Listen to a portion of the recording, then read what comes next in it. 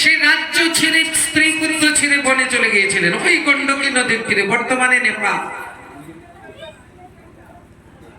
এখানে ভজন করছিলেন, কিন্তু একটু দৈব বিপাক হয়ে গিয়েছিল, একটা হরিণ শিশুর মায়া পড়ে গিয়েছিল। মানে গণ্ডকী নদীতে স্নান করে উনি নদীর মধ্যে দাঁড়িয়ে মন্ত্রস্মরণ করছিল, এমন সময় একটা বাঘ একটা হরিণকে ধাওয়া করছে। হরিণীটা ছিল গর্ভবতী, পূর্ণ 10 মাস। হরিণীটা যখন বাঘ যখন হরিণীকে ধাওয়া করেছে, হরিণীটা গণ্ডকী নদীতে একটু জল, কম জল, ওই হাঁটু জল, এতটুক জল, ওই রকম একটু জল। তো গণ্ডকী নদী লাফিয়ে লাফিয়ে যাচ্ছে, হরিণীটা জল খেতে এসেছিল, বাঘে তাড়া করেছে। আর ওই হরিণীটি লাফিয়ে লাফিয়ে যেতে যেতে না, ওই লাফিয়ে যাওয়ার সময় হরিণীটা প্রসব হয়ে গেছে। আর প্রসব হয়ে একটু দূরে গিয়ে হরিণীটা মারা গেছে, আর হরিণের বাচ্চাটা পড়ে আছে জলে স্থলে। ভরত মহারাজ মনে মনে ভাবছে, এখন আমি কি করি, আমার কি করা কর্তব্য, এটার মা তো নেই। তাই হরিণ শিশুটাকে নিয়ে এসেছে, এসে পালন পোষণ শুরু করেছে। এখন হরি ভজতে গিয়ে এখন হরিণ ভজন শুরু হয়ে গেছে। এতদিন তো ধ্যান করলে ভগবানের ধ্যান আসতো, কিন্তু এখন ভগবানের ধ্যান করলেই মনে আসে হরিণটা কোথায় গেল। এইভাবে যতদিন যাচ্ছে হরিণের প্রতি আকর্ষণ বাড়ছে, এইভাবে হরিণের প্রতি আকর্ষণ বাড়তে বাড়তে হরিণের চিন্তা করতে করতে ভরত মহারাজ দেহত্যাগ করল, আর পরজন্মে হরিণ হয়ে জন্ম নিল। দেখুন, তাহলে ভরত মহারাজ যদি সাধন ভজন করার পরেও হরিণের চিন্তা করতে করতে হরিণকে পালন পোষণ করে হরিণ হয়ে জন্ম নিতে হয়, আজকাল যারা কুকুর প্রেমী তারা কি হবে? আগামী জন্মে কুকুর হওয়ার জন্য তৈরি হচ্ছে। আরো কথা বলে যায়, কুকুর যদিও কেউ পোষেন, ঘরে ঢুকাবেন না, বাইরে রেখে খাবার দেবেন। যার ঘরের ভিতরে কুকুর থাকে, শাস্ত্র বলছে যার ঘরে কুকুর থাকে তার ঘরের কোনো কিছু পিতৃপুরুষ এবং দেবতা গ্রহণ করে না। সাবধান করে দিচ্ছি, এইগুলা কীর্তন থেকে শিখতে হবে। হ্যাঁ,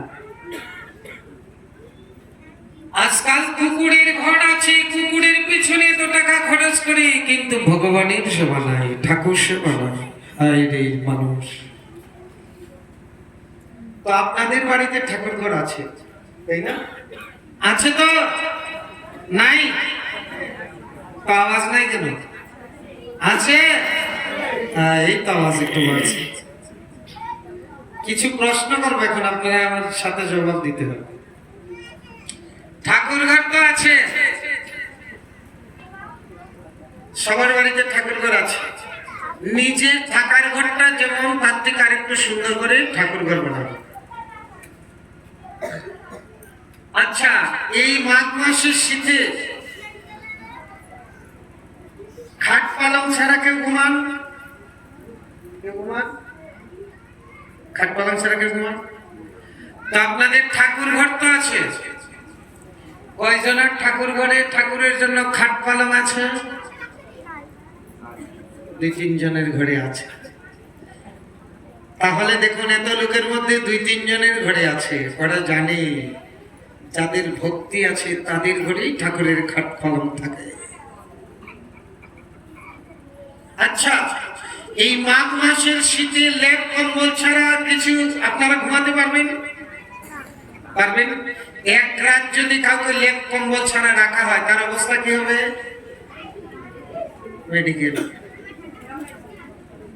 কি ব্যাপার? তো আপনার ঘরে তো ঠাকুর ঘর আছে, ঠাকুরও আছে, না আছে খাট, না আছে লেপ কম্বল। এর নাম ভক্তি। কেন? কত টাকা তো ভূতের শ্রাদ্ধ হয়, ঠাকুরের জন্য একটু টাকা খরচ করে ছোট্ট একটা খাট, ছোট্ট লেপ্টস রাখতে পারেন না? আমরা তো পূজার সময় নাতি নাতনি ছেলে মেয়ের জন্য কত কিছু কিনি, কিন্তু পুজোর সময় কয়জনে গিয়ে আগে ঠাকুরের জন্য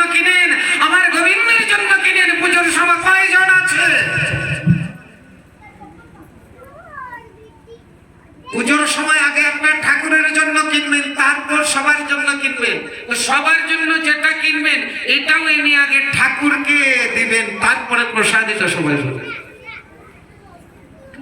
নতুন জামা কাপড় যে যখনই কিনবেন আগে ঠাকুরকে দিবেন, তারপরে আপনি করবেন। এটা হচ্ছে শাস্ত্রের নিয়ম।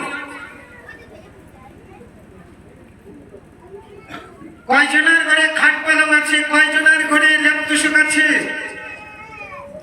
গরমের সময় ফেল থাকা চাই, শীতের দিনে লেপ তোষক থাকা চাই ঠাকুর ঘরে। কি গো মায়েরা, অসুবিধা হবে? এই ভক্তির কথা। আচ্ছা, লেপ তোষক নাই, খাট পালং নাই, মানলাম। ঠাকুর সেবা দেন তো? ঠাকুর সেবা দেন? কি দিয়ে দেন গো? কেউ বলবেন কলা, কেউ বাতাসা, কেউ নকুল দানা, কেউ আপেল, কেউ বলবেন বাবা জল তুলসী। জল তুলসী আপেল নকুল দানা দেন, দেন তো নাকি? আপনারা কি খান? আপনারা কি খান গো?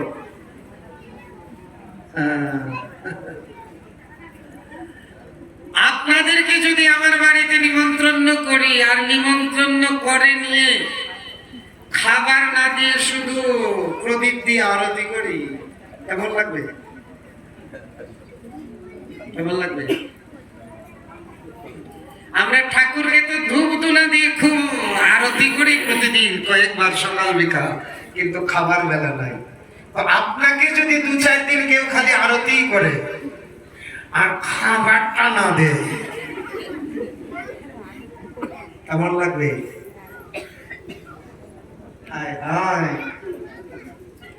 আপনাদের ছেলে মেয়ে যদি একদিন না খায় তো আপনাদের কেমন লাগবে? বুকটা পুরো পড়বে কিনা? তাহলে আপনার ঘরের ঠাকুরকে খাড়া করে রেখেছেন সারা জীবনের মতো, আপনি প্রতিদিন 3-4 বেলা একেবারে উদরপূর্ণ করে খাচ্ছেন, আর আপনার ঠাকুরকে কলা দেখাচ্ছেন। এটা কি ভক্তি? শ্রীমদ্ ভগবত গীতায় বলছেন, ভগবানকে যদি নিবেদন করে না খায় সে চোর। আমরা সব চোর। বলবেন বাবাজি কি বিপদে বললাম, আসলাম ভালো মানুষ কীর্তনের, আপনি বানিয়ে দিলেন চোর। হ্যাঁ, তবে আপনারা কারো টাকা পয়সা সোনা দানা চুরি করেন না, ভগবানকে নিবেদন না করে খাওয়ার নামেই চুরি। তো কতদিন আর চুরি করে খাবো? একবার কি ইচ্ছা হয় না যে সাধুর মতো খাই? চুরি করে খাওয়াচ্ছে, চুরি করে চুরি করে চুরি করে। হ্যাঁ, আমাকে খারাপ পেতে পারবেন না, আমি বলি নাই, গীতায় বলছে আপনারা চুরি করে খাচ্ছেন। হ্যাঁ, গীতায় বলছে ভগবানকে নিবেদন না করে খেলে সেটা চুরি করে খাওয়া হয়। কমাই না। আপনারা তো খাওয়ার জন্য রান্না করেন, 2-3 বেলা করেন না, কেউ 2 বেলা, কেউ 3 বেলা করেন। তো এই রান্নাটা যদি একটু শুদ্ধভাবে রান্না করে, যেটা রান্না করলেন ভগবানকে নিয়ে ভোগ লাগিয়ে দিলেন, প্রসাদ পেলেন, তাহলে হয় না? তাহলে তার চুরি করে খাওয়া হয়। এর নাম ভক্তি, এর নাম ভক্তি। আপনি যা রান্না করবেন ভগবানকে নিবেদন করবেন, সবাই মিলে প্রসাদ পাবেন। যদি কারো হয়ে যায় তাহলে আপনি ভক্তি, আপনার ভক্তি হয়ে গেল। এখন একটা সমস্যা আসছে, বড় সমস্যা, পাহাড়ের মতো। বলবেন বাবাজি আমরা যা খাই তা কি আর ভগবানকে দেওয়া যায়? কত কিছু লম্বা বেটে। বলে ভগবানকে যা দেওয়া যায় না তো আপনাকে খাওয়ার অধিকার কে দিয়েছে? যেগুলো ভগবানের সেবায় লাগে না সেগুলো বাদ দিন, আর ভগবানকে যেগুলো দেওয়া যায় সেগুলো রান্না করে ভোগ লাগান, প্রসাদ পান। হয়তো আপনারা বলবেন বাবাজি আপনার কীর্তন তো ভালোই লাগে সত্যি, কিন্তু এখন যা বলছেন আমাদের মাথায় চক্কর দিচ্ছে, চক্কর দিচ্ছে। কীর্তন শুনতে ভালোই লাগে, কিন্তু যদি বলি আমিষটা ছেড়ে দাও বাবাজি, এটা একটা পাহাড়ের মতো, এটা সম্ভব না। কেউ বলে কি আত্মায় যা চায় তাই খাও, বলে না আত্মায় যা চায় তাই খাও, বলে জন্মের মতো খাবার পাও কি না পাও।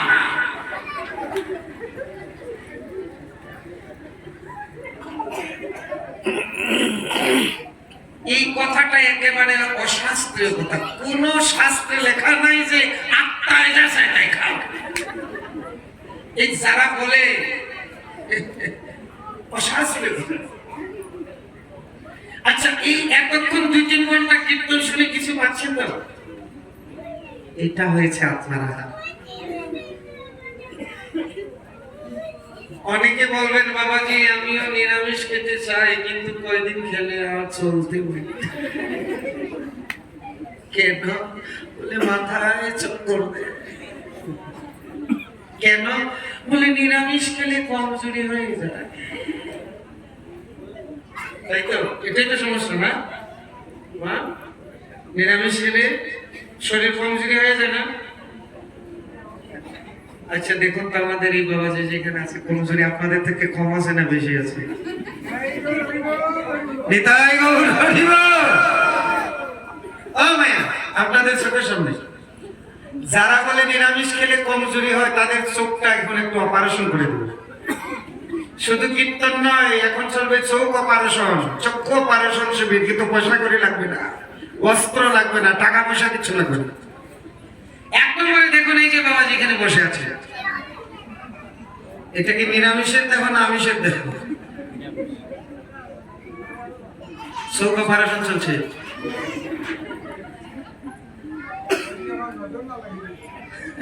না না, নজর লাগবে না, তিলক করা আছে না, তিলক করা থাকলে নজর লাগে না। আচ্ছা, আপনাদের ঘরে বিড়াল আছে না? বিড়াল, বিড়ালে কি খায়? নিরামিষ খায়? নিরামিষ খায় না, কি খায়? সব খায়। এই তো। হাতি কি খায়? হাতি হাতি কি খায়? হাতি কলা গাছ। এটা আমিষ না নিরামিষ? হ্যাঁ, তো হাতির শক্তি বেশি না বিড়ালের শক্তি বেশি? বিড়ালের, হাতির শক্তি বেশি। এটা আমিষের শক্তি না নিরামিষ শক্তি? তো যারা বলে নিরামিষ খেলে কমজোরি হয়ে যায়, তোমাদের চোখটা একটু অপারেশন করে দিচ্ছি, চোখে আঙুল দিয়ে দেখে দিব। কারো গায়ে যদি বেশি শক্তি থাকে বলে না এটা যেমন হাতির শক্তি, বলে না। কারো স্বাস্থ্য যদি বেশি ভালো থাকে বলে এটা যেমন হাতির মতো রে ভাই দেখতে, বলে না। তো হাতির শক্তি কিসের শক্তি? আমিষের শক্তি? কিসের শক্তি? বাঘে কি খায়? বাঘ, বাঘে কি খায় বলতে লজ্জা করছে। কেউ কেউ বলবেন আজকে কি বিপদে পড়েছি রে ভাই, কীর্তনে এসে রে সর্বনাশ। বাঘে কি খায়? মাংস। তাই তো, মাংস শব্দের অর্থ জানেন? মাংস শব্দের অর্থ শুনেন, মাংস, স মানে সে, মাং মানে আমাকে। মাংস শব্দের অর্থ হয়েছে, আমার দিকে তাকান একটু, সে আমাকে, মানে আমি আজকে যাকে একদিন সে আমাকে। Reservation confirm. মাংস শব্দের অর্থ হয়েছে সে আমাকে। আমরা যাকে যাকে খাচ্ছি, যে যে পশু খাচ্ছি, সেই সেই পশু পাখি আমাদেরকে তত জন্মে খাবে খাবে খাবে।